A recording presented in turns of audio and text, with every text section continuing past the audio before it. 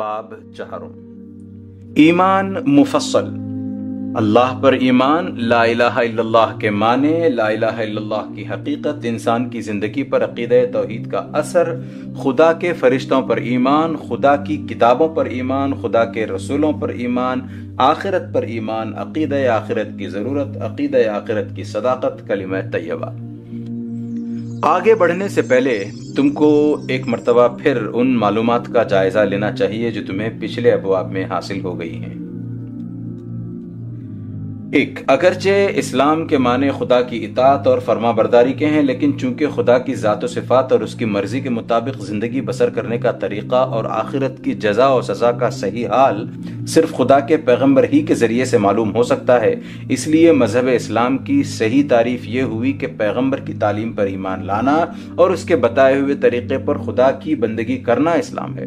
جو شخص پیغمبر کے واسطے کو چھوڑ کر براہ راست خدا کی اطاعت و فرما برداری کا دعویٰ کرے وہ مسلم نہیں ہے۔ 2. قدیم زمانے میں الگ الگ قوموں کے لیے الگ الگ پیغمبر آتے تھے اور ایک ہی قوم میں یکے بعد دیگرے کئی پیغمبر آیا کرتے تھے۔ اس وقت ہر قوم کے لیے اسلام اس مذہب کا نام تھا جو خاص اسی قوم کے پیغمبر یا پیغمبروں نے سکھلایا۔ اگرچہ اسلام کی حقیقت ہر ملک اور ہر زمانے میں ایک ہی تھی، مگر شریعتیں یعنی قوانین اور عبادات کے طریقے کچھ مختلف تھے، اس لیے ایک قوم پر دوسری قوم کے پیغمبروں کی پیروی ضروری نہ تھی، اگرچہ ایمان لانا سب پر ضروری تھا۔ 3. محمد مصطفیٰ صلی اللہ علیہ وسلم جب پیغمبر بنا کر بھیجے گئے تو آپ کے ذریعے سے اسلام کی تعلیم کو مکمل کر دیا گیا اور تمام دنیا کے لیے ایک ہی شریعت بھیجی گئی۔ آپ کی نبوت کسی خاص ملک یا قوم کے لیے نہیں بلکہ تمام اولاد آدم کے لیے ہے اور ہمیشہ کے لیے ہے۔ اسلام کی جو شریعتیں پچھلے پیغمبروں نے پیش کی تھیں وہ سب آپ صلی اللہ علیہ وسلم کی آمد پر منسوخ کر دی گئی اور اب قیامت تک نہ کوئی نبی آنے والا ہے اور نہ کوئی دوسری شریعت اللہ کی طرف سے اترنے والی ہے۔ لہٰذا اب اسلام صرف محمد صلی اللہ علیہ وسلم کی پیروی کا نام ہے۔ آپ صلی اللہ علیہ وسلم کی نبوت کو تسلیم کرنا اور آپ صلی اللہ علیہ وسلم کے اعتماد پر ان سب باتوں کو ماننا جن پر ایمان لانے کی آپ صلی اللہ علیہ وسلم نے تعلیم دی ہے، اور آپ صلی اللہ علیہ وسلم کے تمام احکام کو اللہ کے احکام سمجھ کر ان کی اطاعت کرنا اسلام ہے۔ اب کوئی اور ایسا شخص اللہ کی طرف سے آنے والا نہیں ہے جس کو ماننا مسلمانوں کے لیے ضروری ہو اور جسے نہ ماننے سے آدمی کافر ہو جاتا ہو۔ آؤ اب ہم تمہیں بتائیں کہ محمد صلی اللہ علیہ وسلم نے کن کن باتوں پر ایمان لانے کی تعلیم دی ہے، وہ کیسی سچی باتیں ہیں اور ان کو ماننے سے انسان کا درجہ کس قدر بلند ہو جاتا ہے۔ اللہ پر ایمان۔ آپ صلی اللہ علیہ وسلم کی سب سے پہلی اور سب سے زیادہ اہم تعلیم یہ ہے لا الہ الا اللہ، یعنی اللہ کے سوا کوئی الہ نہیں ہے۔ یہ کلمہ اسلام کی بنیاد ہے۔ جو چیز مسلم کو ایک کافر، ایک مشرک اور ایک دہریے سے الگ کرتی ہے وہ یہی ہے۔ اسی کلمے کے اقرار سے انسان اور انسان کے درمیان عظیم الشان فرق ہو جاتا ہے۔ اس کو ماننے والے ایک گروہ بن جاتے ہیں اور نہ ماننے والے دوسرا گروہ۔ اس کے ماننے والوں کے لیے دنیا سے لے کر آخرت تک ترقی، کامیابی اور سرفرازی ہے، اور نہ ماننے والوں کے لیے نامرادی، ذلت اور پستی۔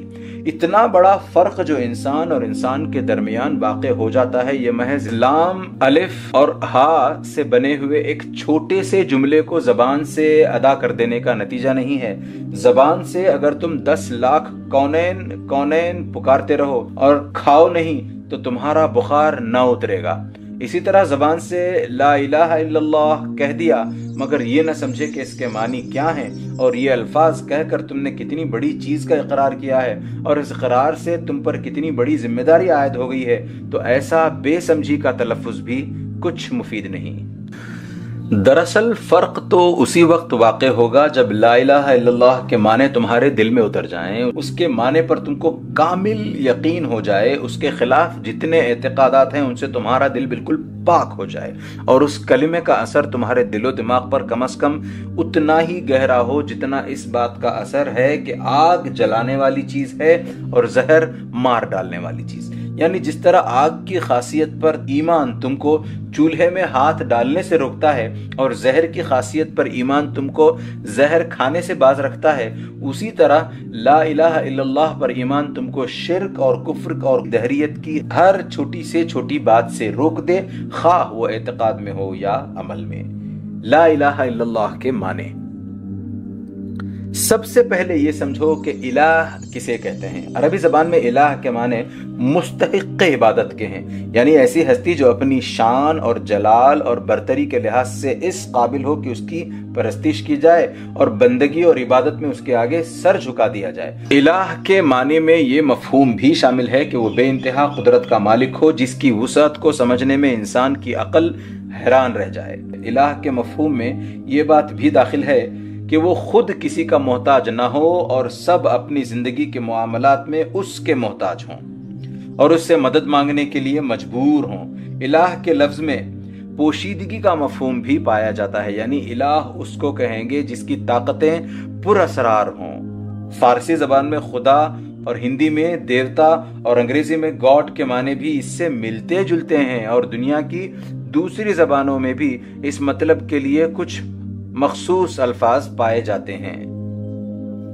لفظ اللہ دراصل خدائے وحدہ لا شریک کا اسم ذات ہے۔ لا الہ الا اللہ کا لفظی ترجمہ یہ ہوگا کہ کوئی الہ نہیں سوائے اس ذات خاص کے جس کا نام اللہ ہے۔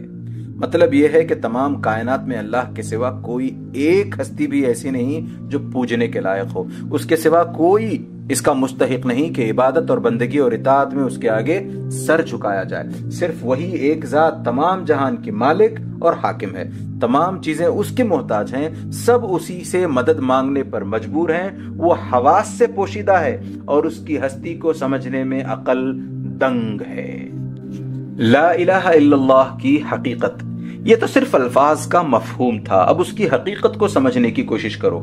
انسان کی قدیم سے قدیم تاریخ کے جو حالات ہم تک پہنچے ہیں اور پرانی سے پرانی قوموں کے جو آثار دیکھے گئے ہیں، ان سے معلوم ہوتا ہے کہ انسان نے ہر زمانے میں کسی نہ کسی کو خدا مانا ہے اور کسی نہ کسی کی عبادت ضرور کی ہے۔ اب بھی دنیا میں جتنی قومیں ہیں، خواہ وہ نہایت وحشی ہوں یا نہایت مہذب، ان سب میں یہ بات موجود ہے کہ وہ کسی کو خدا مانتی ضرور ہیں اور اس کی عبادت کرتی ہیں۔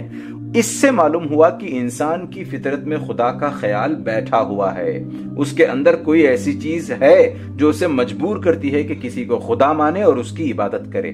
سوال پیدا ہوتا ہے کہ وہ کیا چیز ہے؟ تم خود اپنی ہستی پر اور تمام انسانوں کی حالت پر نظر ڈال کر اس سوال کا جواب معلوم کر سکتے ہو۔ انسان دراصل بندہ ہی پیدا ہوا ہے، وہ فطرتاً محتاج ہے، کمزور ہے، فقیر ہے، بے شمار چیزیں ہیں جو اس کی ہستی کو برقرار رکھنے کے لیے ضروری ہیں، مگر اس کے قبضہ قدرت میں نہیں ہیں۔ آپ سے آپ کو حاصل بھی ہوتی ہیں اور اس سے چھن بھی جاتی ہیں۔ بہت سی چیزیں ہیں جو اس کے لیے فائدہ مند ہیں، ان کو وہ حاصل کرنا چاہتا ہے، مگر کبھی تو وہ اس کو مل جاتی ہیں اور کبھی نہیں ملتی، کیونکہ ان کو حاصل کرنا بالکل اس کے اختیار میں نہیں ہے۔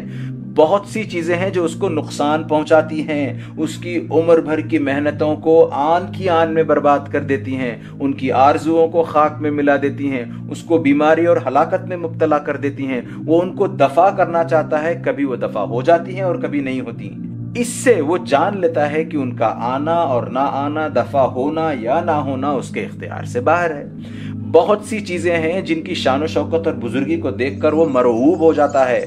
پہاڑوں کو دیکھتا ہے، دریاؤں کو دیکھتا ہے، بڑے بڑے ہولناک جانور دیکھتا ہے، ہواؤں کے طوفان اور پانی کے سیلاب اور زمین کے زلزلے دیکھتا ہے، بادلوں کی گرج اور گھٹاؤں کی سیاہی اور بجلی کی کڑک چمک اور موسلا دھار بارش کے مناظر اس کے سامنے آتے ہیں۔ سورج اور چاند اور تارے اس کو گردش کرتے دکھائی دیتے ہیں۔ وہ دیکھتا ہے کہ سب چیزیں کتنی بڑی، کتنی طاقتور، کتنی شاندار ہیں اور ان کے مقابلے میں وہ خود کتنا ضعیف اور حقیر ہے۔ یہ مختلف نظارے اور خود اپنی مجبوریوں کے مختلف حالات دیکھ کر اس کے دل میں آپ سے آپ اپنی بندگی، محتاجی اور کمزوری کا احساس پیدا ہو جاتا ہے، اور جب یہ احساس پیدا ہوتا ہے تو اس کے ساتھ ہی خود بخود الوہیت یعنی خدائی کا تصور بھی پیدا ہو جاتا ہے۔ وہ ان ہاتھوں کا خیال کرتا ہے جو اتنی بڑی طاقتوں کے مالک ہیں۔ ان کی بزرگی کا احساس اسے مجبور کرتا ہے کہ وہ ان کے آگے اپنی عاجزی پیش کرے۔ ان کی نفع پہنچانے والی قوتوں کا احساس اسے مجبور کرتا ہے کہ وہ ان کے آگے مشکل کشائی کے لیے ہاتھ پھیلائے، اور ان کی نقصان پہنچانے والی طاقتوں کا احساس اسے مجبور کرتا ہے کہ وہ ان سے خوف کھائے اور ان کے غضب سے بچے۔ جہالت کے سب سے نیچے درجے میں انسان یہ سمجھتا ہے کہ جو چیزیں اس کو شان اور طاقت والی نظر آتی ہیں یا کسی طرح نفع یا نقصان پہنچاتی ہوئی محسوس ہوتی ہیں، یہی خدا ہیں۔ چنانچہ وہ جانوروں، دریاؤں، پہاڑوں کو پوجتا ہے، زمین کی پرستش کرتا ہے، آگ، بارش، ہوا، چاند اور سورج کی عبادت کرنے لگتا ہے۔ یہ جہالت جب ذرا کم ہوتی ہے اور کچھ علم کی روشنی آتی ہے تو اسے معلوم ہوتا ہے کہ یہ سب چیزیں تو خود اسی کی طرح محتاج اور کمزور ہیں۔ بڑے سے بڑا جانور بھی ایک ادنا مچھر کی طرح مرتا ہے، بڑے بڑے دریا خشک ہو جاتے ہیں اور چڑھتے اترتے رہتے ہیں، پہاڑوں کو خود انسان توڑتا پھوڑتا ہے، زمین کا پھلنا پھولنا خود زمین کے اپنے اختیار میں نہیں، جب پانی اس کا ساتھ نہیں دیتا تو وہ خشک ہو جاتی ہے، پانی بھی بے اختیار ہے، اس کی آمد ہوا کی محتاج ہے، ہوا بھی اپنے اختیار میں نہیں، اس کا مفید یا غیر مفید ہونا دوسرے اسباب کے تحت ہے، چاند، سورج اور تارے بھی کسی قانون کے تابع ہیں، اس قانون کے خلاف وہ کوئی ادنا جنبش بھی نہیں کر سکتے۔ اب اس کا ذہن مخفی اور پراسرار قوتوں کی طرف منتقل ہوتا ہے، وہ خیال کرتا ہے کہ ان ظاہری چیزوں کی پشت پر کچھ پوشیدہ قوتیں ہیں جو ان پر حکومت کر رہی ہیں اور سب کچھ انہی کے اختیار میں ہے۔ یہیں سے خداؤں اور دیوتاؤں کا عقیدہ پیدا ہوتا ہے۔ روشنی، ہوا، پانی، بیماری، تندرستی اور مختلف دوسری چیزوں کے خدا الگ الگ مان لیے جاتے ہیں اور ان کی خیالی تصویریں بنا کر ان کی عبادت کی جاتی ہے۔ اس کے بعد جب اور زیادہ علم کی روشنی آتی ہے تو انسان دیکھتا ہے کہ دنیا کے انتظام میں ایک زبردست قانون اور ایک بڑے ضابطے کی پابندی پائی جاتی ہے۔ ہواؤں کی رفتار، بارش کی آمد، سیاروں کی گردش، فصلوں اور موسموں کے تغیر میں کیسی باقاعدگی ہے، کس طرح بے شمار قوتیں ایک دوسرے کے ساتھ مل کر کام کر رہی ہیں، کیسا زبردست قانون ہے کہ جو وقت جس کام کے لیے مقرر کیا گیا ہے ٹھیک اسی وقت پر کائنات کے تمام اسباب جمع ہو جاتے ہیں اور ایک دوسرے سے اشتراک عمل کرتے ہیں۔ انتظام عالم کی یہ ہم آہنگی دیکھ کر مشرک انسان یہ ماننے پر مجبور ہو جاتا ہے کہ ایک سب سے بڑا خدا بھی ہے جو ان تمام چھوٹے چھوٹے خداؤں پر حکومت کر رہا ہے، ورنہ اگر سب ایک دوسرے سے الگ اور بالکل خود مختار ہوں تو دنیا کا سارا کارخانہ درہم برہم ہو جائے۔ وہ اس بڑے خدا کو اللہ اور پرمیشور اور خدائے گان وغیرہ ناموں سے موسوم کرتا ہے، مگر عبادت میں اس کے چھوٹے خداؤں کو بھی شریک کرتا ہے۔ وہ سمجھتا ہے کہ خدائی بھی دنیاوی بادشاہوں کے نمونے پر ہے۔ جس طرح دنیا میں ایک بادشاہ ہوتا ہے اور اس کے بہت سارے وزیر اور معتمد اور ناظم اور دوسرے با اختیار عہدیدار ہوتے ہیں، اسی طرح کائنات میں بھی ایک بڑا خدا ہے اور بہت سے چھوٹے چھوٹے خدا اس کے ماتحت ہیں۔ جب تک چھوٹے خداؤں کو خوش نہ کیا جائے گا بڑے خدا تک رسائی نہ ہو سکے گی، اس لیے ان کی عبادت بھی کرو، ان کے آگے بھی ہاتھ پھیلاؤ، ان کی ناراضگی سے بھی ڈرو، ان کو بھی بڑے خدا تک پہنچنے کا ذریعہ بناؤ اور نظروں اور نیازوں سے انہیں خوش رکھو۔ پھر جب علم میں اور ترقی ہوتی ہے تو خداؤں کی تعداد گھٹنے لگتی ہے۔ جتنے خیالی خدا جاہلوں نے بنا رکھے ہیں ان میں سے ایک ایک کے متعلق غور کرنے سے معلوم ہوتا ہے انسان کو کہ وہ خدا نہیں ہیں، ہماری ہی طرح بندے ہیں، بلکہ ہم سے بھی زیادہ بے بس ہیں۔ اس طرح وہ ان کو چھوڑتا چلا جاتا ہے یہاں تک کہ آخر میں صرف ایک خدا رہ جاتا ہے، مگر اس ایک کے متعلق پھر بھی اس کے خیالات میں بہت کچھ جہالت باقی رہ جاتی ہے۔ کوئی یہ خیال کرتا ہے کہ خدا ہماری طرح جسم رکھتا ہے اور ایک جگہ بیٹھا ہوا خدائی کر رہا ہے، کوئی یہ سمجھتا ہے کہ خدا بیوی بچے رکھتا ہے اور انسان کی طرح اس کے ہاں بھی اولاد کا سلسلہ چل رہا ہے، کوئی یہ گمان کرتا ہے کہ خدا انسان کی صورت میں زمین پر اتر آتا ہے، کوئی کہتا ہے کہ خدا اس دنیا کے کارخانے کو چلا کر خاموش بیٹھ گیا ہے اور اب کہیں آرام کر رہا ہے، کوئی سمجھتا ہے کہ خدا کے ہاں بزرگوں اور روحوں کی سفارش لے جانا ضروری ہے اور ان کو وسیلہ بنائے بغیر وہاں کچھ کام نہیں چلتا، کوئی اپنے خیال میں خدا کی ایک صورت تجویز کرتا ہے اور عبادت کے لیے اس صورت کو سامنے رکھنا ضروری سمجھتا ہے۔ اس طرح کی بہت سی غلط فہمیاں توحید کا اعتقاد رکھنے کے باوجود انسان کے ذہن میں باقی رہ جاتی ہیں، جن کے سبب سے وہ شرک یا کفر میں مبتلا ہو جاتا ہے، اور یہ سب جہالت کا نتیجہ ہے۔ سب سے اوپر لا الہ الا اللہ کا درجہ ہے۔ یہ وہ علم ہے جو خود اللہ عز و جل نے ہر زمانے میں اپنے نبیوں کے ذریعے سے انسان کے پاس بھیجا ہے۔ یہی علم سب سے پہلے انسان آدم علیہ السلام کو دے کر زمین پر اتارا گیا تھا۔ یہی علم آدم علیہ السلام کے بعد نوح علیہ السلام، ابراہیم علیہ السلام، موسیٰ علیہ السلام اور دوسرے تمام پیغمبروں کو دیا گیا تھا۔ پھر اسی علم کو لے کر سب سے آخر میں محمد صلی اللہ علیہ وسلم تشریف لائے۔ یہ خالص علم ہے جس میں جہالت کا شائبہ تک نہیں۔ اوپر ہم نے شرک اور بت پرستی اور کفر کی جتنی تصویریں لکھی ہیں ان سب میں انسان اسی وجہ سے مبتلا ہوا کہ اس نے پیغمبروں کی تعلیم سے منہ موڑ کر خود اپنے حواس اور اپنے عقل پر بھروسہ کیا۔ آؤ ہم بتائیں کہ اس چھوٹے سے فقرے میں کتنی بڑی حقیقت بیان کی گئی ہے۔ ایک، سب سے پہلی چیز الوہیت یعنی خدائی کا تصور ہے۔ یہ وسیع کائنات جس کے آغاز اور انجام اور انتہا کا خیال کرنے سے ہمارا ذہن تھک جاتا ہے، جو نامعلوم زمانے سے چلی آ رہی ہے اور نامعلوم زمانے تک چلی جا رہی ہے، جس میں ایسے ایسے حیرت انگیز کرشمے ہو رہے ہیں کہ ان کو دیکھ کر عقل دنگ رہ جاتی ہے۔ اس کائنات کی خدائی صرف وہی کر سکتا ہے جو غیر محدود ہو، ہمیشہ سے ہو، ہمیشہ رہے، کسی کا محتاج نہ ہو، بے نیاز ہو، قادر مطلق ہو، حکیم اور دانا ہو، ہر چیز کا علم رکھتا ہو اور کوئی چیز اس سے مخفی نہ ہو، سب پر غالب ہو اور کوئی اس کے حکم سے سرتابی نہ کر سکے، بے حساب قوتوں کا مالک ہو اور کائنات کی ساری چیزوں کو اس سے زندگی اور رزق کا سامان بہم پہنچے، عیب، نقص اور کمزوری کی تمام صفات سے پاک ہو اور اس کے کاموں میں کوئی دخل نہ دے سکے۔ دو، خدائی کی یہ تمام صفات ایک ہی ذات میں جمع ہونی ضروری ہیں۔ یہ ناممکن ہے کہ دو ہستیاں یہ صفات برابر رکھتی ہوں، کیونکہ سب پر غالب اور سب پر حاکم تو ایک ہی ہو سکتا ہے۔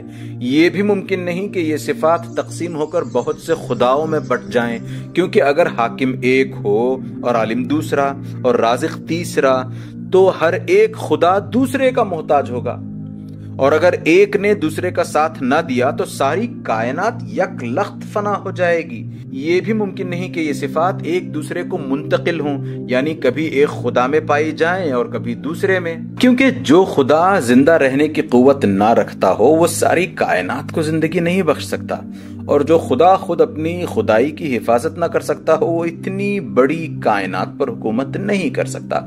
بس تم کو علم کی جتنی زیادہ روشنی ملے گی اتنا ہی زیادہ تم کو یقین ہوتا جائے گا کہ خدائی کی صفات صرف ایک ذات میں جمع ہونی ضروری ہیں۔ تین، خدائی کے اس کامل اور صحیح تصور کو نظر میں رکھو، پھر ساری کائنات پر نظر ڈالو۔ جتنی چیزیں تم دیکھتے ہو، جتنی چیزوں کو کسی ذریعے سے محسوس کرتے ہو، جتنی چیزوں تک تمہارے علم کی پہنچ ہے، ان میں سے ایک بھی ان صفات سے متصف نہیں ہے۔ عالم کی ساری موجودات محتاج ہیں، محکوم ہیں، بنتی، بگڑتی ہیں، مرتی، جیتی ہیں۔ کسی کو ایک حال پر قیام نہیں، کسی کو اپنے اختیار سے کچھ کرنے کی قدرت نہیں، کسی کو ایک بالا تر قانون کے خلاف بال برابر حرکت کرنے کا اختیار نہیں۔ ان کے حالات خود گواہی دیتے ہیں کہ ان میں سے کوئی خدا نہیں ہے۔ کسی میں خدائی کی ادنا جھلک بھی نہیں پائی جاتی، کسی کا خدائی میں ذرہ برابر بھی دخل نہیں ہے۔ یہی معنی ہیں لا الہ کے۔ چار، کائنات کی ساری چیزوں سے خدائی چھین لینے کے بعد تم کو اقرار کرنا پڑتا ہے کہ ایک اور ہستی ہے جو سب سے بالا تر ہے، صرف وہی تمام خدائی صفات رکھتی ہے اور اس کے سوا کوئی خدا نہیں ہے۔ یہ معنی ہیں الا اللہ کے۔ یہ سب سے بڑا علم ہے۔ تم جس قدر تحقیق اور جستجو کرو گے تم کو یہی معلوم ہوگا کہ یہی علم کا سرا بھی ہے اور یہی علم کی آخری حد بھی۔ طبیعیات، کیمیا، حیات، ریاضیات، حیاتیات، حیوانیات، انسانیات، الغرض کائنات کی حقیقتوں کا کھوج لگانے والے جتنے علوم ہیں ان میں سے خواہ کوئی علم لے لو، اس کی تحقیق میں جس قدر تم آگے بڑھتے جاؤ گے، لا الہ الا اللہ کی صداقت تم پر زیادہ کھلتی جائے گی اور اس پر تمہارا یقین بڑھتا جائے گا۔ تم کو علمی تحقیقات کے میدان میں ہر قدم پر محسوس ہوگا کہ اس سب سے پہلی اور سب سے بڑی سچائی سے انکار کرنے کے بعد کائنات کی ہر چیز بے معنی ہو جاتی ہے۔ انسان کی زندگی پر عقیدہ توحید کا اثر۔ اب ہم تمہیں بتائیں گے کہ لا الہ الا اللہ کے اقرار سے انسان کی زندگی پر کیا اثر پڑتا ہے اور اس کو نہ ماننے والا دنیا اور آخرت میں کیوں ناکام نامراد ہو جاتا ہے۔ 1، اس کلمے پر ایمان رکھنے والا کبھی تنگ نظر نہیں ہو سکتا۔ وہ ایسے خدا کا قائل ہوتا ہے جو زمین اور آسمان کا خالق، مشرق و مغرب کا مالک اور تمام جہانوں کا پالنے پوسنے والا ہے۔ اس ایمان کے بعد ساری کائنات میں کوئی چیز بھی اس کو غیر نظر نہیں آتی۔ وہ سب کو اپنی ذات کی طرح ایک ہی مالک کی ملکیت اور ایک ہی بادشاہ کی رعیت سمجھتا ہے۔ اس کی ہمدردی اور محبت و خدمت کسی دائرے کی پابند نہیں رہتی۔ اس کی نظر ویسی ہی غیر محدود ہو جاتی ہے جیسی خود اللہ تعالیٰ کی بادشاہی غیر محدود ہے۔ یہ بات کسی ایسے شخص کو حاصل نہیں ہو سکتی جو بہت سے چھوٹے چھوٹے خداؤں کا قائل ہو، یا خدا میں انسان کی محدود اور ناقص صفات مانتا ہو، یا سرے سے خدا کا قائل ہی نہ ہو۔ 2، یہ کلمہ انسان میں انتہا درجے کی خودداری اور عزت نفس پیدا کرتا ہے۔ اس پر اعتقاد رکھنے والا جانتا ہے کہ صرف ایک خدا تمام طاقتوں کا مالک ہے اور اس کے سوا کوئی نفع پہنچانے والا، کوئی مارنے اور جلانے والا نہیں، کوئی صاحب اختیار اور با اثر نہیں۔ یہ علم اور یقین اس کو خدا کے سوا تمام قوتوں سے بے نیاز اور بے خوف کر دیتا ہے۔ اس کی گردن کسی مخلوق کے آگے نہیں جھکتی، اس کا ہاتھ کسی کے آگے نہیں پھیلتا، اس کے دل میں کسی بزرگی کا سکہ نہیں بیٹھتا۔ یہ صفت سوائے عقیدہ توحید کے اور کسی عقیدے سے پیدا نہیں ہو سکتی۔ شرک اور کفر اور دہریت کی لازمی خاصیت یہ ہے کہ انسان مخلوقات کے آگے جھکے، ان کو نفع اور نقصان کا مالک سمجھے، ان سے خوف کھائے اور انہی سے امیدیں وابستہ رکھے۔ 3، خودداری کے ساتھ یہ کلمہ انسان میں انکساری بھی پیدا کرتا ہے۔ اس کا قائل کبھی مغرور اور متکبر نہیں ہو سکتا۔ اپنی قوت اور دولت اور قابلیت کا گھمنڈ اس کے دل میں سما ہی نہیں سکتا، کیونکہ وہ جانتا ہے کہ اس کے پاس جو کچھ ہے وہ خدا کا ہی دیا ہوا ہے، اور خدا جس طرح دینے پر قادر ہے اسی طرح چھین لینے پر بھی قادر ہے۔ اس کے مقابلے میں عقیدہ الحاد کے ساتھ جب انسان کو کسی قسم کا دنیاوی کمال حاصل ہوتا ہے تو وہ متکبر ہو جاتا ہے، کیونکہ وہ اپنے کمال کو محض اپنی قابلیت کا نتیجہ سمجھتا ہے۔ اسی طرح شرک اور کفر کے ساتھ بھی غرور پیدا ہونا لازمی ہے، کیونکہ مشرک اور کافر اپنے خیال میں یہ سمجھتا ہے کہ خداؤں اور دیوتاؤں سے اس کا کوئی خاص تعلق ہے جو دوسروں کو نصیب نہیں۔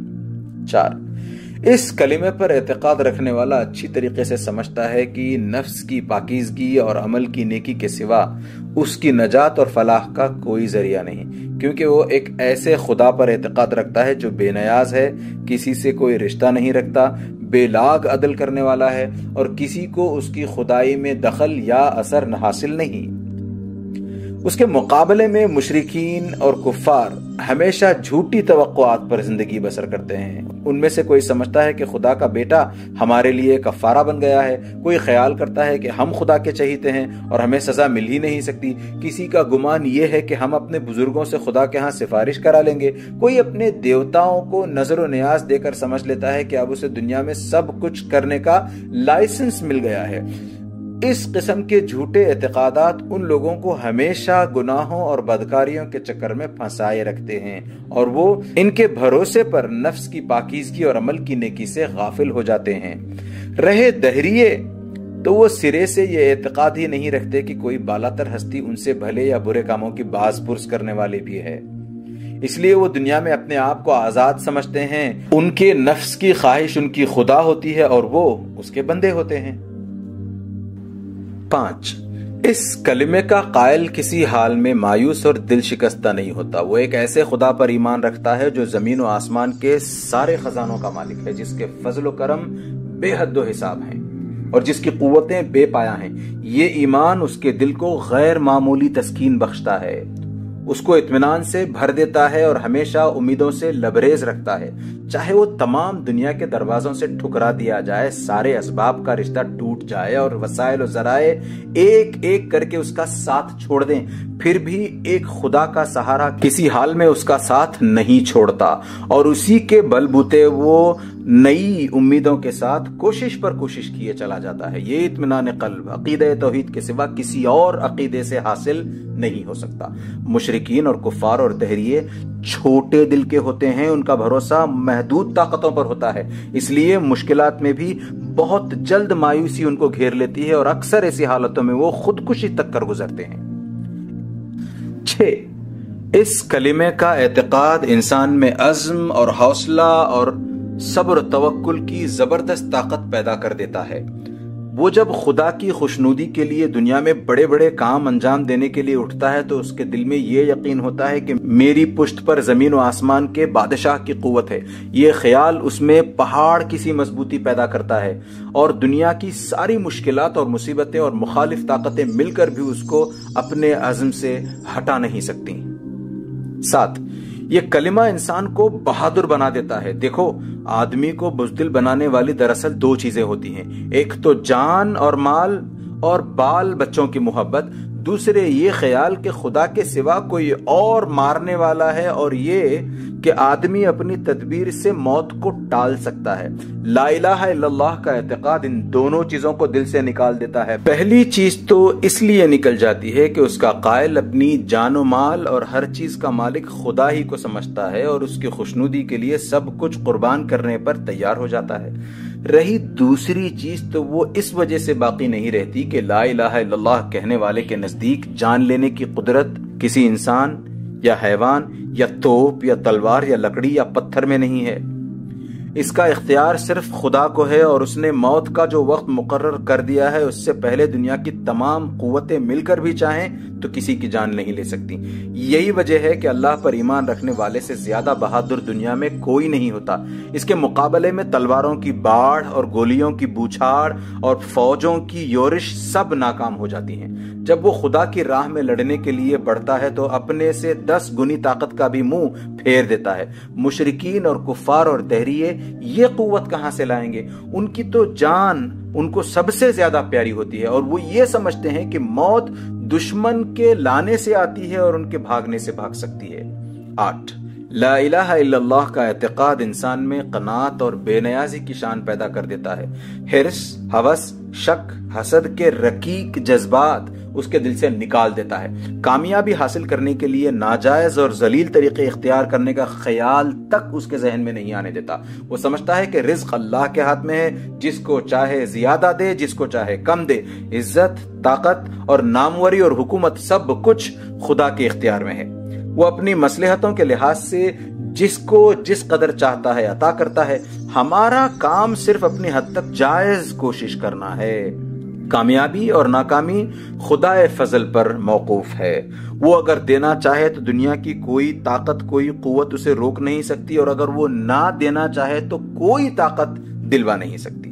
اس کے مقابلے میں مشرکین اور کفار اور دہریے اپنی کامیابی اور ناکامی کو اپنی کوشش اور دنیاوی طاقتوں کی مدد یا مخالفت پر موقوف سمجھتے ہیں، اس لیے ان میں حرص اور ہوس مسلط رہتی ہے۔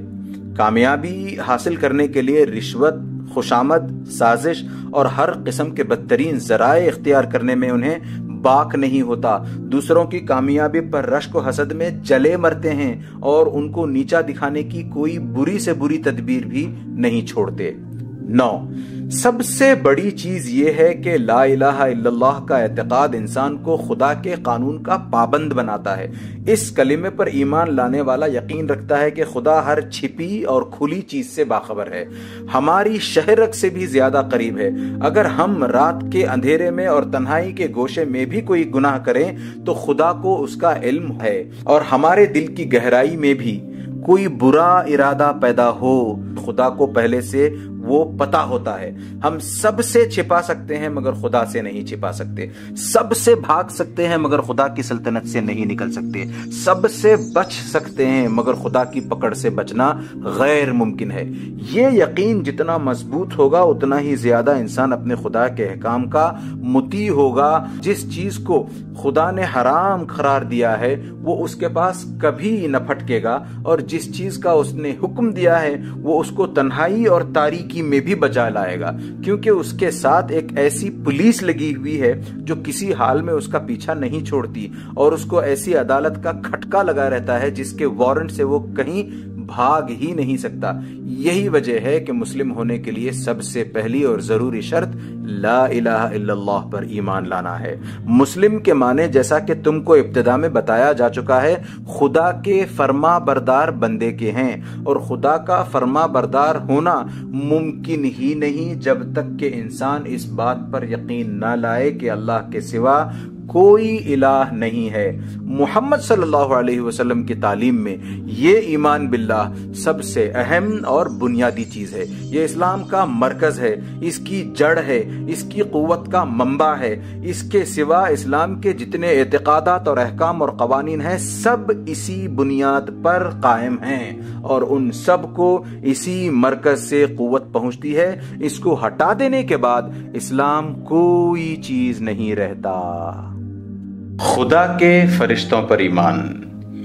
ایمان باللہ کے بعد دوسری چیز جس پر آپ صلی اللہ علیہ وسلم نے ایمان لانے کی ہدایت فرمائی ہے وہ ہے فرشتوں کی ہستی۔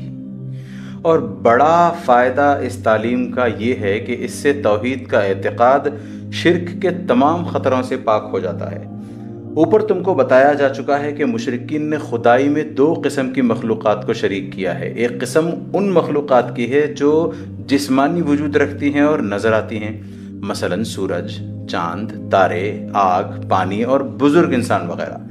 دوسری قسم ان مخلوقات کی ہے جن کا وجود جسمانی نہیں ہے بلکہ وہ نظروں سے اوجھل ہیں اور پس پردہ کائنات کا انتظام کر رہی ہیں، مثلا کوئی ہوا چلانے والی، کوئی پانی برسانے والی اور کوئی روشنی بہم پہنچانے والی۔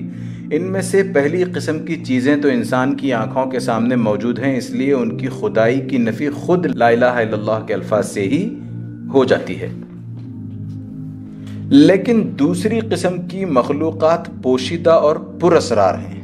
مشرکین زیادہ تر انہی کے گرویدہ ہیں، انہی کو دیوتا اور خدا کی اولاد اور خدا سمجھتے ہیں، انہی کی فرضی مورتیں بنا کر نظر و نیاز چڑھاتے ہیں۔ لہٰذا توحید الہی کو شرک کے اس دوسرے شعبے سے پاک کرنے کے لیے ایک مستقل عقیدہ بیان کیا گیا ہے۔ نبی کریم صلی اللہ علیہ وسلم نے ہمیں بتایا ہے کہ یہ پوشیدہ نورانی ہستیاں جن کو تم دیوتا اور خدا اور اولاد خدا کہتے ہو، یہ دراصل خدا کے فرشتے ہیں، ان کا خدائی میں کوئی دخل نہیں، یہ سب خدا کے تابع فرمان ہیں اور اس قدر مطیع ہیں کہ حکم الہی سے بال برابر بھی سرتابی نہیں کر سکتے۔ خدا ان کے ذریعے سے اپنی سلطنت کی تدبیر کرتا ہے اور یہ ٹھیک ٹھیک اس کے فرمان بجا لاتے ہیں۔ ان کو خود اپنے اختیار سے کچھ کرنے کی قدرت نہیں، یہ اپنی طرف سے خدا کے حضور میں کوئی تجویز پیش نہیں کر سکتے، ان کی اتنی مجال بھی نہیں کہ اس کے سامنے کسی کی سفارش کر دیں۔ ان کی عبادت کرنا اور ان سے مدد مانگنا تو انسان کے لیے ذلت ہے، کیونکہ روز اول میں اللہ تعالیٰ نے ان سے آدم علیہ السلام کو سجدہ کرایا تھا اور ان سے بڑھ کر آدم کو علم عطا کیا تھا اور ان کو چھوڑ کر آدم علیہ السلام کو زمین کی خلافت عطا کی تھی۔ بس جو انسان خود ان فرشتوں کا مسجود ہے اس کے لیے اس سے بڑھ کر کیا ذلت ہو سکتی ہے کہ وہ الٹا ان کے آگے سجدے کرے اور ان سے بھیک مانگے۔ نبی کریم صلی اللہ علیہ وسلم نے ایک طرف تو ہم کو فرشتوں کی پرستش کرنے اور خدائی میں ان کو شریک ٹھہرانے سے روک دیا، دوسری طرف آپ صلی اللہ علیہ وسلم نے ہمیں یہ بتایا کہ فرشتے خدا کی برگزیدہ مخلوق ہیں، گناہوں سے پاک ہیں، ان کی فطرت ایسی ہے کہ وہ خدا کے احکام کی نافرمانی کر ہی نہیں سکتے، وہ ہمیشہ خدا کی بندگی و عبادت میں مشغول رہتے ہیں۔ انہی میں سے ایک برگزیدہ فرشتے کے ذریعے سے اللہ تعالیٰ اپنے پیغمبروں پر وحی بھیجتا ہے، جن کا نام جبریل ہے، آن حضرت صلی اللہ علیہ وسلم کے پاس جبریل علیہ السلام ہی کے ذریعے سے قرآن کی آیتیں نازل ہوتی تھیں، انہی فرشتوں میں وہ فرشتے بھی موجود ہیں جو ہر وقت تمہارے ساتھ لگے ہوئے ہیں، تمہاری ہر اچھی اور بری حرکت کو ہر وقت دیکھتے رہتے ہیں، تمہاری ہر اچھی بری بات کو ہر وقت سنتے اور نوٹ کرتے ہیں۔ ان کے پاس ہر شخص کی زندگی کا ریکارڈ محفوظ رہتا ہے۔ مرنے کے بعد جب تم خدا کے سامنے حاضر ہوگے تو یہ تمہارا نامہ اعمال پیش کر دیں گے، اور تم دیکھو گے کہ عمر بھر تم نے چھپے اور کھلے جو بھی نیکیاں اور بدیاں کی تھیں وہ سب اس میں موجود ہیں۔ فرشتوں کی حقیقت ہم کو نہیں بتائی گئی، صرف ان کی صفات بتائی گئی ہیں اور ان کی ہستی پر یقین رکھنے کا حکم دیا گیا ہے۔ ہمارے پاس یہ معلوم کرنے کا کوئی ذریعہ نہیں کہ وہ کیسے ہیں اور کیسے نہیں، لہٰذا اپنی عقل سے ان کی ذات کے متعلق کوئی بات تراش لینا جہالت ہے، اور ان کے وجود سے انکار کرنا کفر ہے، کیونکہ انکار کرنے کے لیے کسی کے پاس کوئی دلیل نہیں، اور انکار کے معنی رسول اکرم صلی اللہ علیہ وسلم کو نعوذ باللہ جھوٹا قرار دینے کے مترادف ہے۔ ہم ان کے وجود پر صرف اس لیے ایمان لاتے ہیں کہ خدا کے سچے رسول صلی اللہ علیہ وسلم نے ہم کو ان کی خبر دی ہے۔ خدا کی کتابوں پر ایمان۔ تیسری چیز جس پر ایمان لانے کی تعلیم محمد صلی اللہ علیہ وسلم کے ذریعے سے ہم کو دی گئی ہے وہ اللہ کی کتابیں ہیں جو اس نے اپنے نبیوں پر نازل کیں۔ اللہ تعالیٰ نے جس طرح محمد صلی اللہ علیہ وسلم پر قرآن نازل فرمایا ہے، اسی طرح آپ سے پہلے جو رسول گزرے تھے ان کے پاس بھی اپنی کتابیں بھیجی تھیں۔ ان میں سے بعض کتابوں کے نام ہم کو بتائے گئے: صحف ابراہیم جو حضرت ابراہیم علیہ السلام پر اترے، تورات جو موسیٰ علیہ السلام پر نازل ہوئی، زبور جو داؤد علیہ السلام کے پاس بھیجی گئی، اور انجیل جو عیسیٰ علیہ السلام کو دی گئی۔ ان کے سوا دوسری کتابیں جو رسولوں کے پاس آئی تھیں ان کے نام ہم کو نہیں بتائے گئے، اس لیے کسی اور مذہبی کتاب کے متعلق ہم یقین کے ساتھ یہ نہیں کہہ سکتے کہ وہ خدا کی طرف سے ہے، اور نہ ہی یہ کہہ سکتے ہیں کہ وہ خدا کی طرف سے نہیں ہے۔ البتہ ہم ایمان لاتے ہیں کہ جو کتابیں بھی خدا کی طرف سے آئی تھیں وہ سب برحق تھیں۔ جن کتابوں کے نام ہم کو بتائے گئے ان میں صحف ابراہیم تو اب دنیا میں موجود نہیں ہیں، رہیں تورات اور زبور اور انجیل تو وہ البتہ یہودیوں اور عیسائیوں کے پاس موجود ہیں، مگر قرآن شریف میں ہم کو بتایا گیا ہے کہ ان سب کتابوں میں لوگوں نے خدا کے کلام کو بدل ڈالا اور اپنی طرف سے بہت سی باتیں ان کے اندر ملا دی ہیں۔ خود عیسائی اور یہودی بھی تسلیم کرتے ہیں کہ اصل کتابیں ان کے پاس نہیں ہیں، صرف ان کے ترجمے باقی رہ گئے ہیں جن میں صدیوں سے ترمیم ہوتی رہی ہے اور اب تک ہوتی چلی آ رہی ہے۔ پھر ان کتابوں کے پڑھنے سے بھی صاف معلوم ہوتا ہے کہ ان میں بہت سی باتیں ایسی ہیں جو خدا کی طرف سے نہیں ہو سکتی، اس لیے جو کتابیں موجود ہیں وہ ٹھیک ٹھیک خدا کی کتابیں نہیں ہیں۔ ان میں خدا کا کلام اور انسان کا کلام مل جل گئے ہیں، اور یہ معلوم کرنے کا کوئی ذریعہ نہیں ہے کہ خدا کا کلام کون سا ہے اور انسان کا کلام کون سا۔ لہٰذا پچھلی کتابوں پر ایمان کا جو حکم ہم کو دیا گیا ہے وہ صرف اس حیثیت سے ہے کہ خدا نے قرآن سے پہلے بھی دنیا کی ہر قوم کے پاس اپنے احکام اپنے نبیوں کے ذریعے سے بھیجے تھے، اور وہ سب اسی ایک خدا کے احکام تھے جس کی طرف سے قرآن آیا ہے۔ اور قرآن کوئی نئی اور انوکھی کتاب نہیں ہے، بلکہ اسی تعلیم کو زندہ کرنے کے لیے بھیجی گئی ہے جس کو پہلے زمانے کے لوگوں نے پایا اور کھو دیا یا بدل ڈالا یا انسانی کلاموں سے خلط ملط کر دیا۔ قرآن شریف خدا کی سب سے آخری کتاب ہے۔ اس میں اور پچھلی کتابوں میں کئی حیثیتوں سے فرق ہے۔ ایک، پہلے جو کتابیں آئی تھیں ان میں سے اکثر کے اصلی نسخے دنیا سے گم ہو گئے اور ان کے صرف ترجمے رہ گئے ہیں، لیکن قرآن جن الفاظ میں اترا تھا ٹھیک ٹھیک انہی الفاظ میں موجود ہے، اس کے ایک حرف بلکہ ایک شوشے میں بھی تغیر نہیں ہوا۔ دو، پچھلی کتابوں میں لوگوں نے کلام الہی کے ساتھ اپنا کلام ملا دیا ہے۔ ایک ہی کتاب میں کلام الہی بھی ہے، قومی تاریخ بھی ہے، بزرگوں کے حالات بھی ہیں، تفسیر بھی ہے، فقیہوں کے نکالے ہوئے شرعی مسائل بھی ہیں، اور یہ سب چیزیں اس طرح گڑبڑ ہو گئی ہیں کہ خدا کے کلام کو ان میں سے الگ چھانٹ لینا ممکن نہیں ہے، مگر قرآن میں خالص کلام الہی ملتا ہے اور اس کے اندر کسی دوسرے کے کلام کی ذرہ برابر بھی آمیزش نہیں ہے۔ تفسیر، حدیث، فقہ، سیرت رسول صلی اللہ علیہ وسلم، سیرت صحابہ اور تاریخ اسلام پر مسلمانوں نے جو کچھ بھی لکھا ہے وہ سب قرآن سے بالکل الگ دوسری کتابوں میں لکھا ہوا ہے۔ قرآن میں ان کا ایک لفظ بھی ملنے نہیں پایا ہے۔ 3، جتنی مذہبی کتابیں دنیا کی مختلف قوموں کے پاس ہیں ان میں سے ایک کے متعلق بھی تاریخی سند سے یہ ثابت نہیں کیا جا سکتا کہ وہ جس نبی کی طرف منسوب ہے واقعی وہ اسی نبی کی ہے، بلکہ بعض مذہبی کتابیں ایسی ہیں جن کے متعلق اتنی زبردست تاریخی شہادتیں موجود ہیں کہ کوئی شخص محمد صلی اللہ علیہ وسلم کی طرف اس کی نسبت میں شک ہی نہیں کر سکتا۔ اس کی آیتوں کے متعلق یہ معلوم ہے کہ کون سی آیت کب اور کہاں نازل ہوئی۔ 4، پچھلی کتابیں جن زبانوں میں نازل ہوئی تھیں وہ ایک مدت سے مردہ ہو چکی ہیں، اب دنیا میں کہیں بھی ان کے بولنے والے باقی نہیں رہے، ان کے سمجھنے والے بھی بہت کم پائے جاتے ہیں۔ ایسی کتابیں اگر اصلی اور صحیح حالت میں موجود بھی ہوں تو ان کے احکام کو ٹھیک ٹھیک سمجھنا اور ان کی پیروی کرنا ممکن نہیں، لیکن قرآن جس زبان میں ہے وہ ایک زندہ زبان ہے۔ دنیا میں کروڑوں آدمی آج بھی اس کو بولتے ہیں اور کروڑوں آدمی اسے جانتے اور سمجھتے ہیں۔ اس کی تعلیم کا سلسلہ دنیا میں ہر جگہ جاری ہے، ہر شخص اس کو سیکھ سکتا ہے، اور جو اس کو سیکھنے کی فرصت نہیں رکھتا اس کو ہر جگہ ایسے لوگ مل سکتے ہیں جو قرآن کے معنی اسے سمجھانے کی قابلیت رکھتے ہوں۔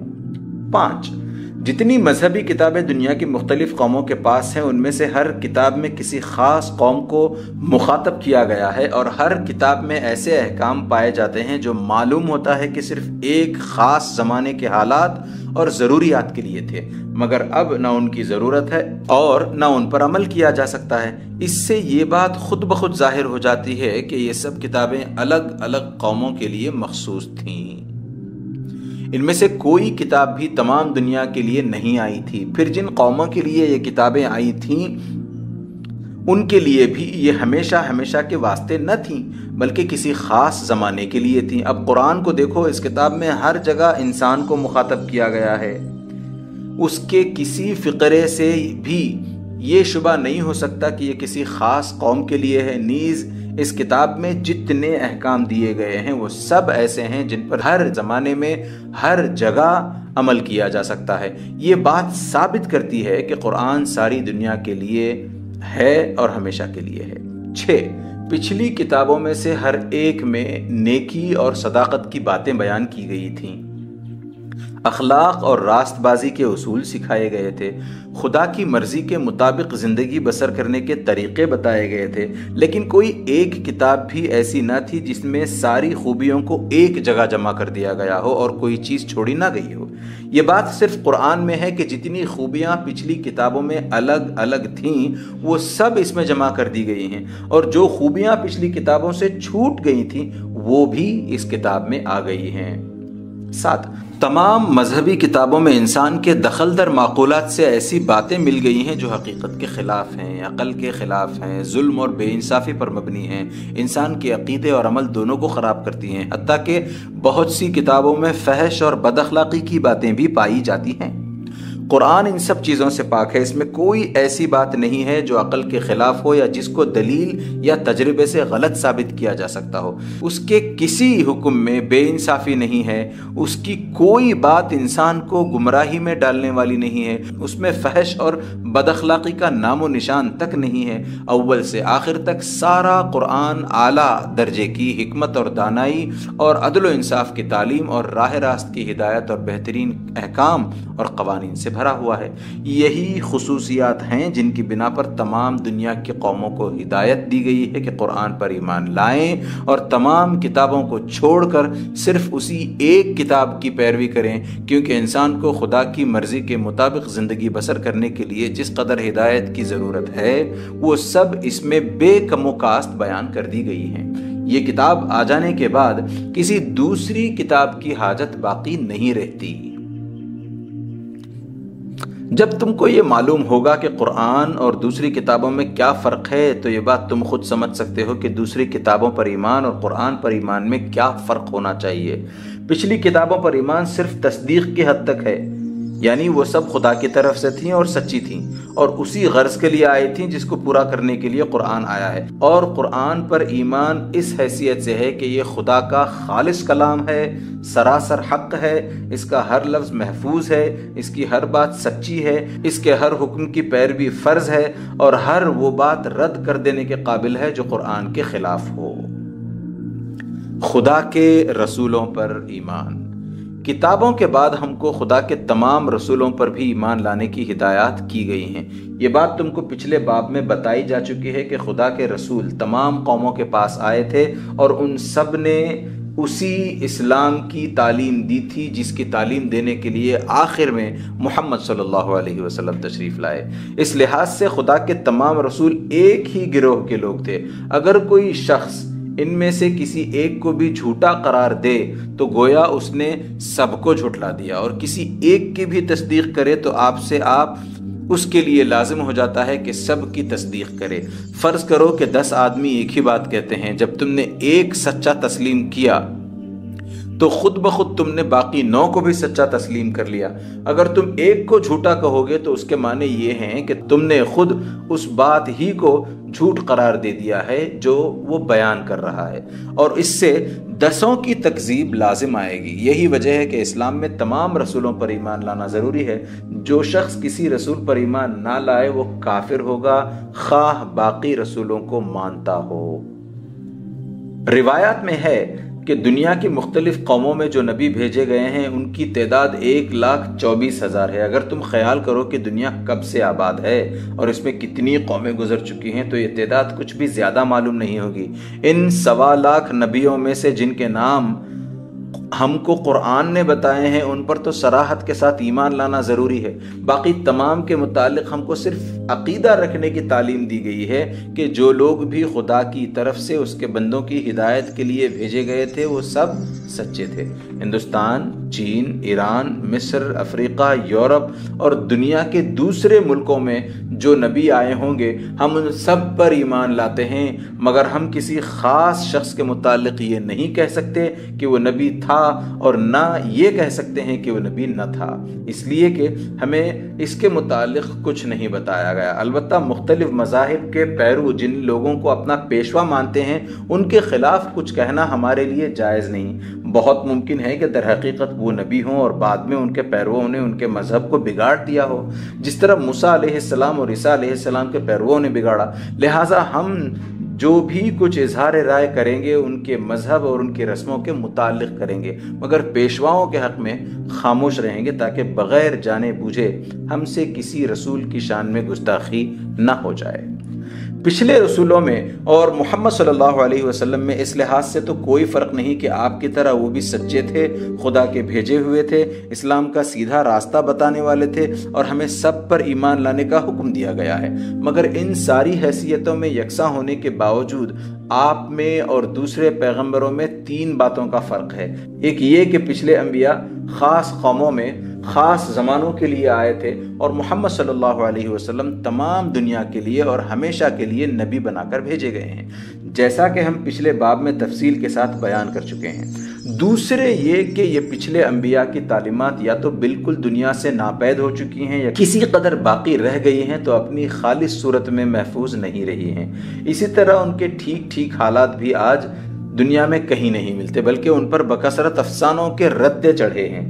اس وجہ سے اگر کوئی ان کی پیروی کرنا چاہے بھی تو نہیں کر سکتا، بخلاف اس کے محمد صلی اللہ علیہ وسلم کی تعلیم، آپ کی سیرت پاک، آپ کی زبانی ہدایت، آپ کے عملی طریقے، آپ کے اخلاق، عادات، خصائل، الغرض ہر چیز دنیا میں بالکل محفوظ ہے۔ اس لیے در حقیقت تمام پیغمبروں میں صرف آپ صلی اللہ علیہ وسلم ہی ایک ایسے پیغمبر ہیں اور صرف آپ ہی کی پیروی کرنا ممکن ہے۔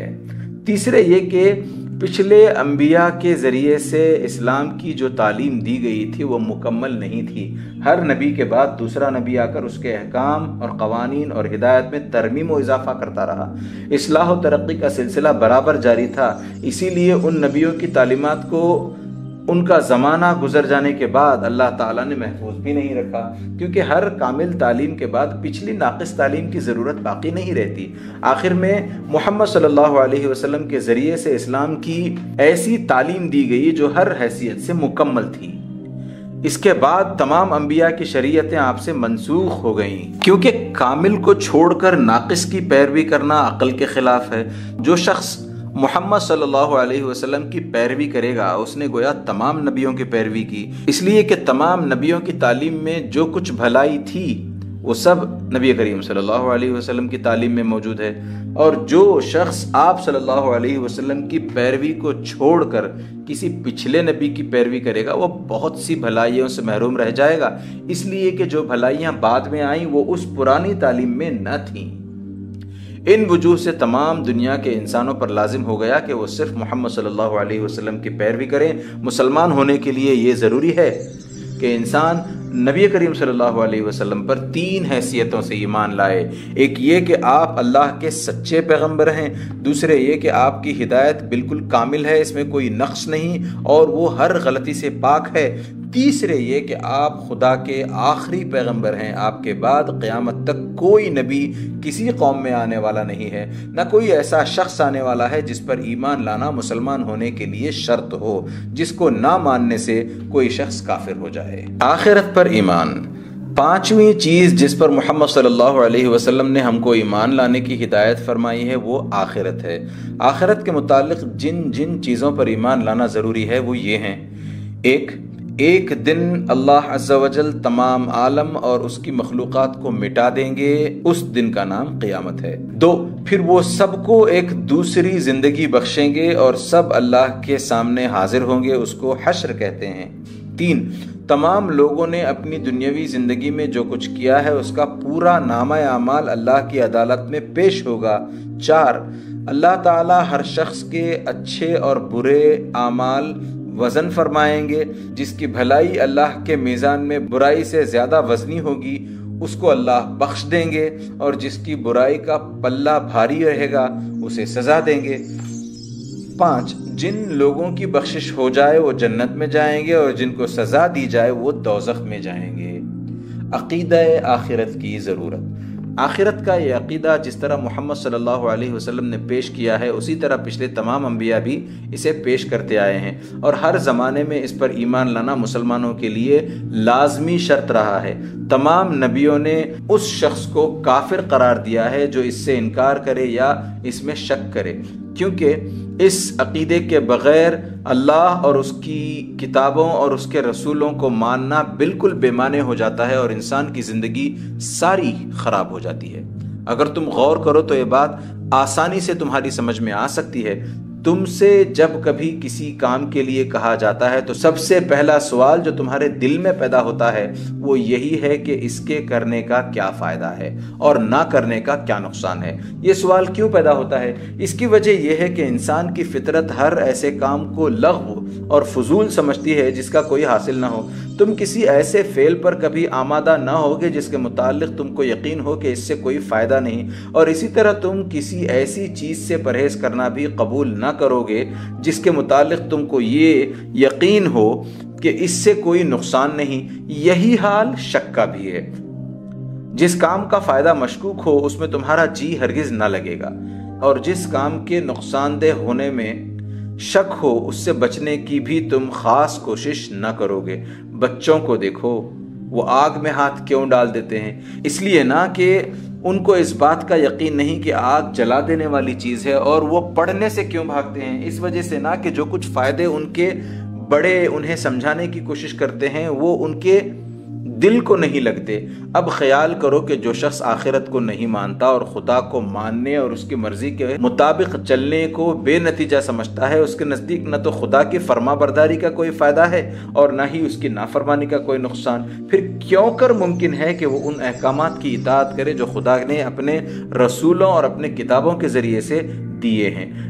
بالفرض اگر کسی نے خدا کو مان بھی لیا تو ایسا ماننا بالکل بیکار ہوگا، کیونکہ وہ خدا کے قانون کی اطاعت نہ کرے گا اور اس کی مرضی کے مطابق نہ چلے گا۔ لیکن یہ معاملہ یہیں تک نہیں رہتا، تم اور زیادہ غور کرو گے تو تم کو معلوم ہوگا کہ آخرت کا انکار یا اقرار انسان کی زندگی میں فیصلہ کن اثر رکھتا ہے۔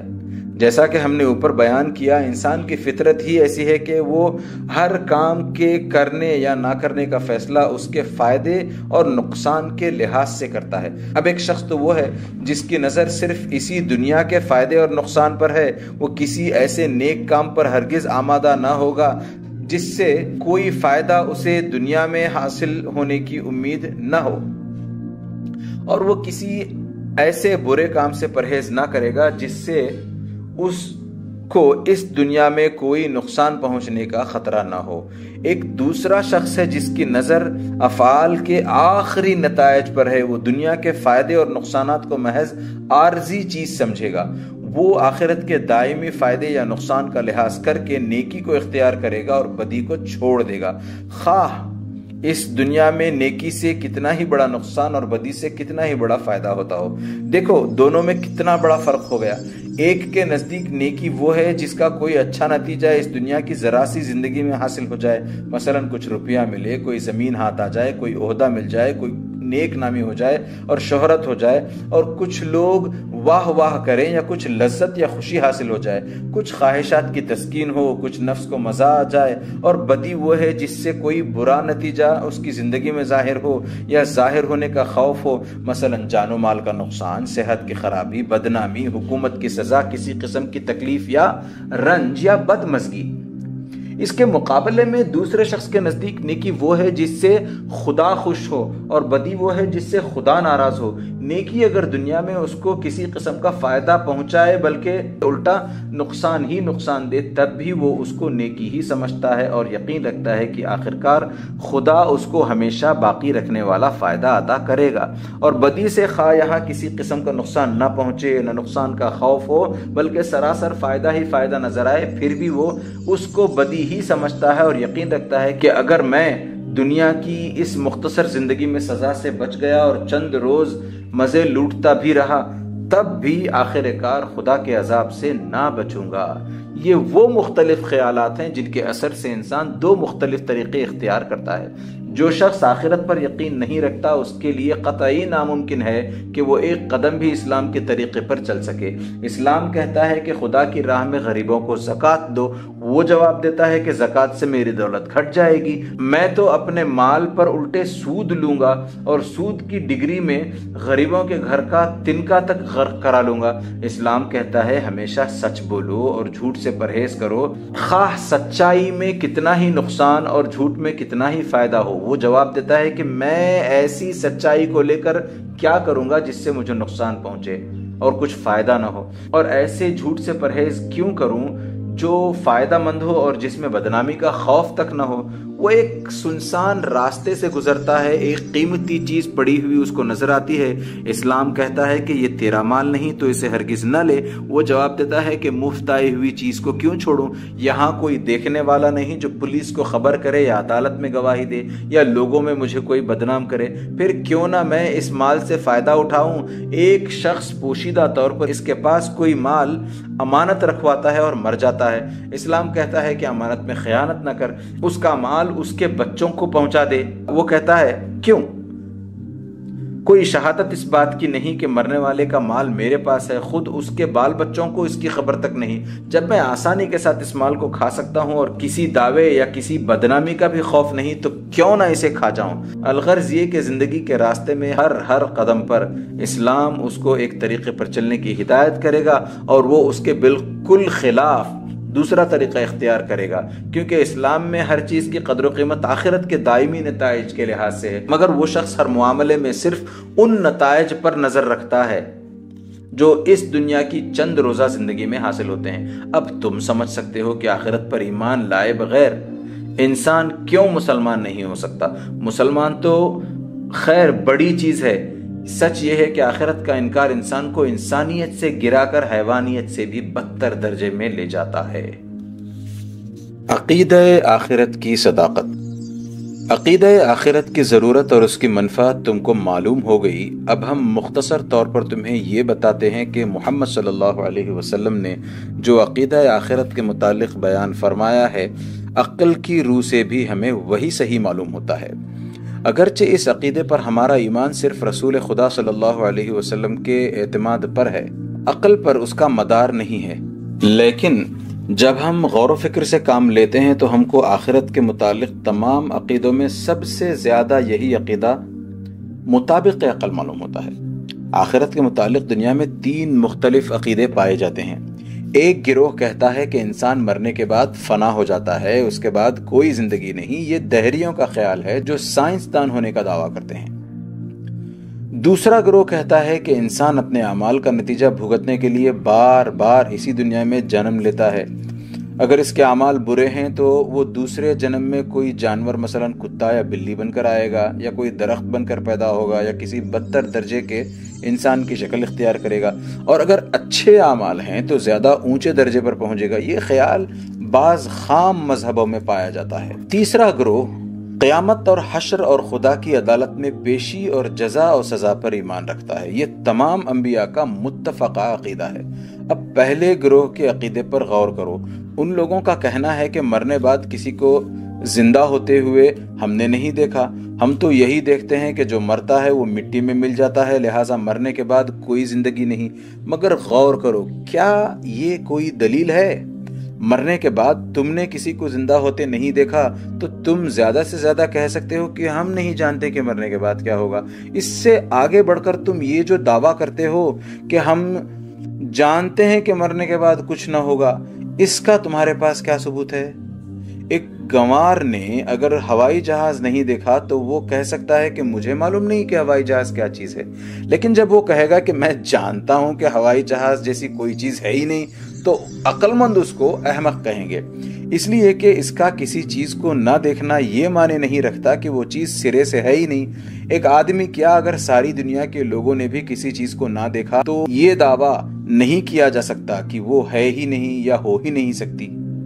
اس کے بعد دوسرے عقیدے کو لیجئے۔ اس عقیدے کی روح سے ایک شخص جو اس وقت انسان ہے وہ اس لیے انسان ہوگا کہ جب وہ جانور تھا تو اس نے اچھے عمل کیے تھے، اور ایک جانور جو اس وقت جانور ہے تو وہ اس لیے جانور ہو گیا ہے کہ انسان کی جیون میں اس نے برے عمل کیے تھے۔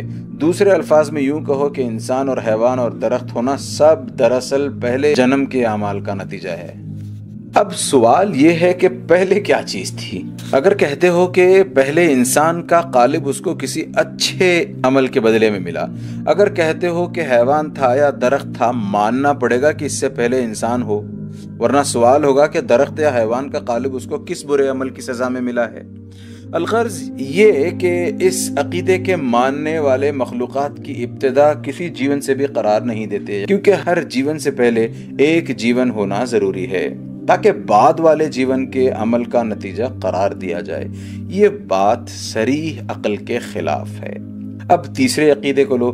اس میں سب سے پہلے یہ بیان کیا گیا ہے کہ ایک دن قیامت آئے گی اور خدا اپنے اس کارخانے کو توڑ پھوڑ کر نئے سرے سے ایک دوسرا زیادہ اعلیٰ درجے کا پائیدار کارخانہ بنائے گا۔ یہ ایسی بات ہے کہ جس کے صحیح ہونے میں کسی شک کی گنجائش نہیں رہتی۔ دنیا کے اس کارخانے پر جتنا غور کیا جاتا ہے اتنا ہی زیادہ اس کا ثبوت ملتا ہے کہ یہ دائمی کارخانہ نہیں ہے، کیونکہ جتنی قومیں اس میں کام کر رہی ہیں وہ سب محدود ہیں اور ایک روز ان کا ختم ہو جانا یقینی ہے۔